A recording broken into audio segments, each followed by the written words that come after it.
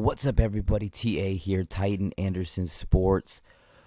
Wow, this is one everyone's been waiting for. This is one we haven't had a chance to talk about. And, yeah, Tennessee Titans, get swept by the Jaguars. And, the Tennessee Titans season comes to an end. And I think, to be honest, a lot of people expected this.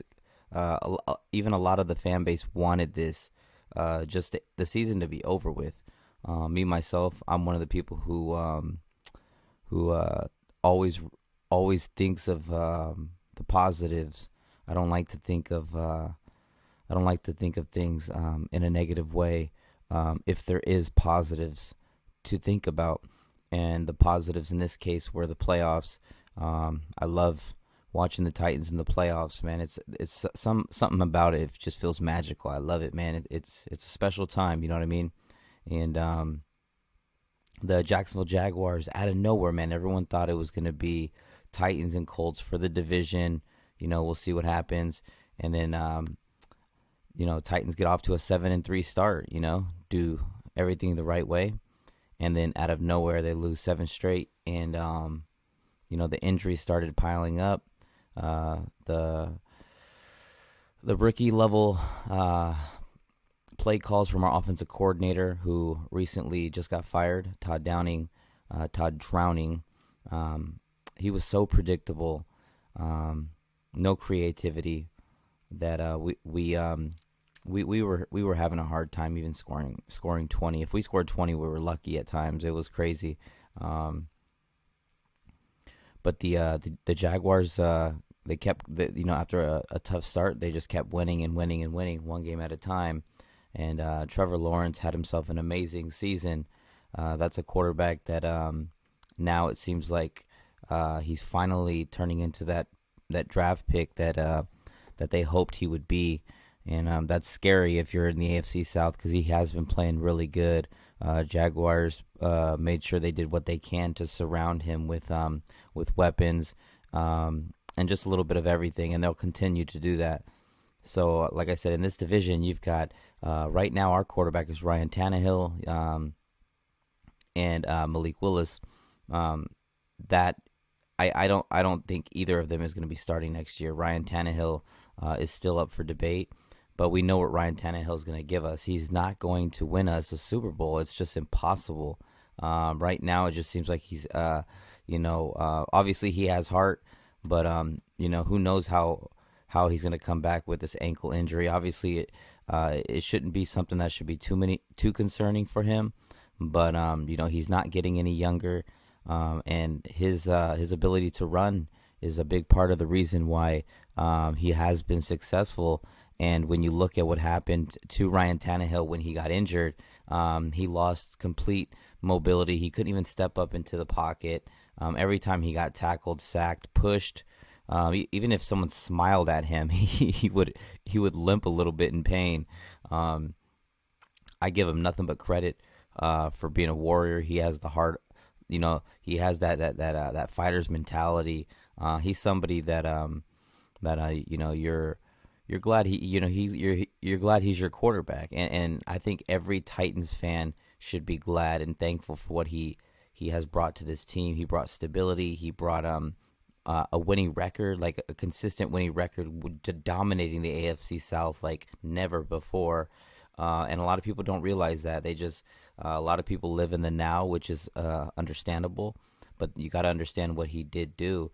Mariota was so up and down, new offensive coordinators, this and that, and then you got him coming in that Denver game right away and figuring shit out. You can completely see that he had, he still had something left to prove, and he proved that.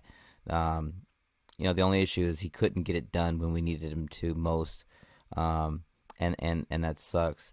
But I think right now the Titans are going to need to move on from Ryan Tannehill. Save money, start releasing some guys, and you go get your quarterback in the free agency. I mean, if you really feel like a rookie is there, or if you want to trade up and get a rookie, at this point, I would rather use the first-round draft pick on on a left tackle specifically, and get someone nasty, someone who's going to block for Henry, and and just do work. And that's what we need to do with the first pick.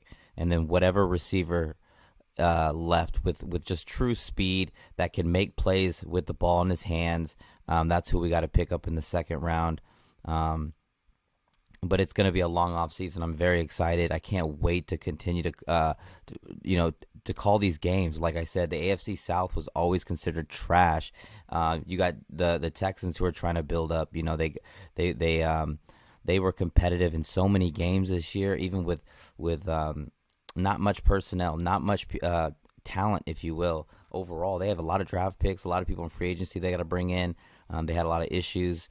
They found a running back, Damian Pierce, who looks real good. Derek Stingley looks really good. They've got they're going to go out and get their quarterback in the draft. So who knows how good they'll be in the next few years, or even next year. You never know with football. You got the Colts right there who, to be honest, Colts, they better figure out what they're going to do with this quarterback situation. You keep hearing everything like they're going to trade up. They're willing to trade everything and anybody, whatever, but probably not Jonathan Taylor or anything. But you get what I'm saying, to try to get whoever it may be. Rumor also is that they really like Levi, whatever the hell his name is. That's the guy that I'm really not big on. But, yeah, man, like I said, the Jaguars completely did their job. Josh Allen's completely wreaking havoc, so quick around the edges. Again, and we had no mobility in our quarterback. Like I said, without Tannehill out there, and Josh Dobbs did what he can, but he's not that mobile. He's mobile enough to kind of get away, but and again, he did what he could, but we didn't do enough. Derrick Henry continued to fumble, even though Derrick Henry, I mean, you got to give him nothing but credit. I mean, over 90% of his yards after contact, which is unbelievable. No blocking. I mean, freaking got you got people fucking third, fourth string blockers at times in there trying to block, and they're just getting dominated. Quarterbacks are taking hits all day, and the Jaguars were healthier, I guess.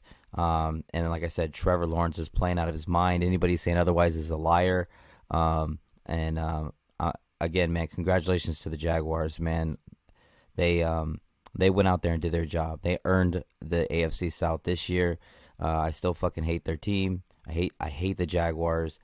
But like I said, man, you can't do nothing but accept the loss. And the Tennessee Titans are only going to get better. Like how far would we have gone in the playoffs if we would have made the playoffs? Probably not far. So at the end of the day, let's just accept this number 11 draft pick and see what we do with it. If that Ohio State tackle is there, you got to take him. Otherwise, you got the Northwestern tackle. You got a couple other guys you could take as well. There's some receivers who are bigger receivers. You got fast receivers. You got corners. You got defensive players on the defensive line. You know, we had some defensive line issues. We're going to get Harold Landry back. A lot of people forget about Harold Landry. It's going to be exciting. It's going to be exciting, and it's going to be a war next year in the AFC South. And again, man, the Jaguars came and showed up. When the Jaguars fucked up the market with the Christian Kirk deal, basically paying a third-string receiver, first-string star receiver money, it kind of threw things off. But he went out there and had himself a decent year. And, they picked up Evan Ingram, who dominated us in the first game. And, you got a lot of guys over there you got to start worrying about. Travis Etienne having himself his little kind of like a breakout year himself.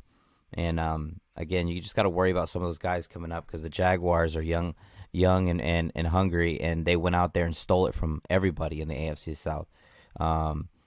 Again, everybody was talking Titans, Colts. Nah, it's Jaguars. Jaguars went out there and stole it, and we're gonna see how it goes next year. I'm still really disappointed that we were 7-3 and lost all those games in a row. I know it's hard to overcome injuries sometimes, but and bad coaching, but it's good that we could revamp, because if we would have made the playoffs, we would have been picking in the draft in the 20s. We got to release some players. and then pay to bring back whoever we may think we need to bring back. And again, man, bring in who we can from the free agency. And we have to hit on this draft. We got to draft well, because for a while the AFC South was on hostage mode, and not so long. It looks like there's going to be a battle for the next few years probably, and we'll see, man. But again, congratulations to the Jacksonville Jaguars. I still hate you guys. I still hope you lose to the Chargers, but shout out to you guys. Shout out to UCF Jaguar, man. Congratulations to your team. Still sucks, man. Still hurts, man. I did not want to stop calling games, and I'm not gonna stop. I'm gonna do some playoff games as well, but I wasn't ready to stop seeing the Titans play, and I'm excited already for next season. But we're gonna get the playoffs going, everything like that. So congratulations to the Jaguars. They steal the AFC South. Texans still kind of rebuilding. Colts can't figure out, what old ass 1-year quarterback rental they want next. And the Titans continue to battle the injury bug. Thank you guys for showing up, man. Again, Jags sweep the Titans, win the division, AFC South, and they will play the Chargers, I believe, Saturday night, which I am planning on streaming. So make sure y'all like, comment, subscribe, do all that fun stuff. We're closing in on 9,200 subscribers, and we'll see you guys later. Let's go.